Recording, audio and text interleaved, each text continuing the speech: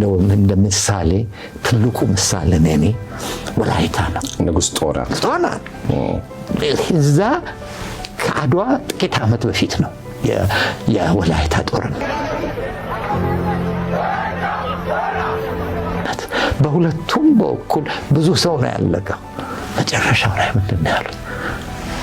ትከብርልኛለህ፣ በኢትዮጵያ አንድነት ታምናለህ፣ አለህበት ቦታ ደግሞ በጣም አስፈላጊ ስለሆነ የውጭ ጦር ሲመጣ ጦር ካለው እዋጋለሁ ብለህ ማለልኝ፣ የአባትህን ቦታ ወስጄ እሰጥሃለሁ ማለላቸው። የቅርብ ወዳጃቸው እንደ ልጃቸው የሚያዩት ሰው ሆነ። በሚገርምህ ነገር ጣሊያኖች አድዋ ከመሄዳቸው በፊት መጀመሪያ ኮንታክት ያደረጉት ጦናን ነው፣ ንጉስ ጦናን ነው። ምኒልክን እናውጋለን፣ የፈለግከውን መሳሪያ እንሰጥሃለን ሲሏቸው፣ እናንተ እኔን ነው የምታታልሉት? እናንተ መታችሁ ሁለታችን አጣልታችሁ ሁለታችንን መግዛት ነው የምትፈልጉት? እናንተ ከምትገዙኝ ማንኛውም የትናንት ጠላት የነበረው ምኒልክ ይግዛኝ ብለው የተናገሩ።